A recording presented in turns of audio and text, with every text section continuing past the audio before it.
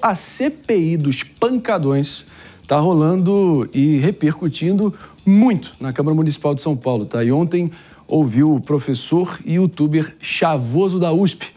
Agora, o que ninguém esperava é que ele protagonizaria uma discussão acalorada ao extremo e quase saiu preso por afirmar que o PCC também estava infiltrado na Câmara dos Vereadores. Vamos acompanhar o trecho. O senhor reconhece ou nega que existe crime organizado nas periferias? Existe em todo lugar, inclusive dentro dessa casa. Dentro dessa casa? Pá. Aí eu pergunto ao senhor, quem é o parlamentar ligado ao crime organizado para que eu possa levar ele à corregedoria? Quem é aqui dentro dessa casa ligado ao crime organizado? Por gentileza, o senhor pode responder? O senhor afirmou categoricamente. O senhor acabou de quem é o vereador ligado ao crime organizado? Está filmado por YouTube, pela TV Câmara. Se o senhor não responder, eu vou adotar medidas legais. Responda quem é a pessoa. Qual vereador é ligado ao primeiro comando da Câmara organizado? O senhor vai dizer para mim aqui. Qual é o vereador ligado ao PCC nessa casa? Você quer Qual é o vereador?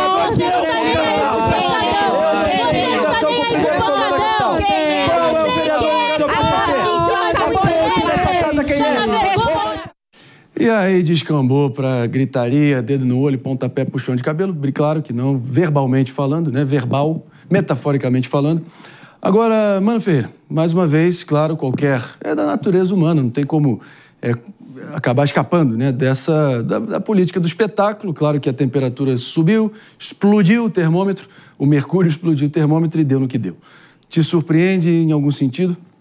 Olha, não é surpreendente, né? Porque, assim, muita gente, né, o cidadão, de forma etérea, sente que há infiltração do crime organizado na política. Eu vou fazer uma breve interrupção aqui. Mano Ferreira com a palavra, pessoal. Estamos de volta também para quem está nos ouvindo pela rede Jovem Pan de Rádio, repercutindo aqui uma gritaria ensandecida na Câmara Municipal de São Paulo, Câmara de Vereadores, onde o Chavoso da USP, né, no meio da CPI dos pancadões, acabou, enfim, dando uma bela de uma alfinetada após ser perguntado se ele, enfim, nas áreas onde ele atua, performance, ali há a presença do crime organizado, e ele inclusive nessa casa aqui também. E aí foi dali para baixo. Mano Ferreira com a palavra. A questão é que esse sentimento difuso que a sociedade tem de que o crime organizado está infiltrado na política é diferente de você chegar na própria casa legislativa e fazer essa afirmação com todas as letras. Afinal de contas, é preciso, para afirmar isso com todas as letras, trazer provas e, efetivamente, sair da discussão genérica para uma questão objetiva. Então, quem seriam os vereadores efetivamente conectados ao crime organizado? Foi a essa pergunta a reação natural dos vereadores. Agora, a estridência, um falando por cima do outro, tudo isso são cenas lamentáveis que a gente não precisava, né? Assim como os postos de gasolina controlados por facções, né? Quem nunca ouviu que talvez o PCC também tenha os seus redutos eleitorais e acaba elegendo os seus representantes, sem fazer acusações, sem nomear aqui também, para eu também não ouvir, minha orelha começar a arder aqui também. Mas, de fato, enfim, não deixa de ser quase que um lugar comum, um entendimento, já é um consenso que isso existe. Mas aí eu quero ouvir o nosso amigo Josias Teófilo, diretamente de Veneza, para também colocar uma pimenta malagueta nessa discussão, diretamente do Festival de Veneza. Josias Teófilo, você consegue me ouvir bem? Você me ouve bem? Agora sim, olha ele aí. Tá com um crachazinho. Ouço sim, ouço crachá. Muito bem. Gostei do crachá, é o crachá VIP aí do Festival de Veneza, por acaso? Você é VIP, Josias? Conta pra gente. Eu tô aqui na sala de imprensa, no Palazzo del Cinema. Agora, o que você achou dessa... Claro que vamos falar aqui de cultura também, você sempre com o cronista mais ácido da cultura brasileira. Agora me conta, essa questão desse arranca-rabo aí na Câmara dos Vereadores, te revelou alguma coisa? Qual foi sua leitura a nível quase que sociológico, antropológico das reações? Pois é, eu achei muito interessante, porque é o seguinte, essa CPI foi feita antes dessa operação Carbono Oculto ser deflagrada, né, que mostrou a infiltração do crime organizado até dentro de empresas que investiam na Bolsa, uma coisa extremamente complexa que envolvia bilhões, né?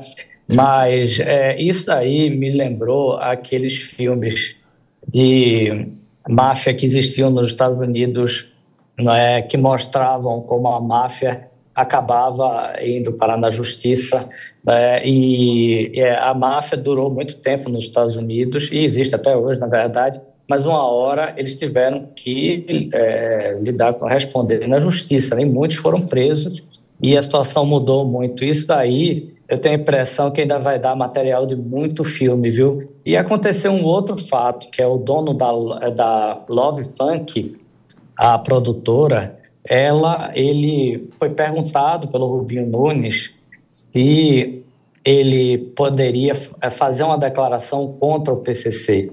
E ele respondeu que não ia fazer isso, porque não era nem contra nem a favor. Como é que você pode não ser contra nem a favor de uma organização criminosa?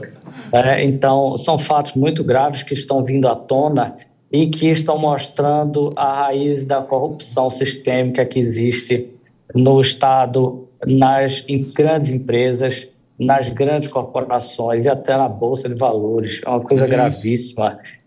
Isso aí vai dar material de muito filme no futuro, viu? Eu concordo em gênero, número e grau, Josias. Agora, dito isso, não chega a ser engraçado que o chavoso da USP colocou o dedo nessa ferida, né? E acabou expondo isso da forma que expôs. Mas não é por nada não, mas eu apenas suspeito, que talvez ele também vai tomar uma chamada dos seus amigos, por assim dizer, que de alguma forma possam estar acobertados por esse estado de coisas ou realmente, enfim, da forma com a qual o crime organizado opera, né? Principalmente nos indefensáveis pancadões. David de Tarso, Mano Ferreira. Uma coisa também é que, aparentemente, a forma como ele respondeu foi uma tentativa de banalizar a presença do crime organizado, né?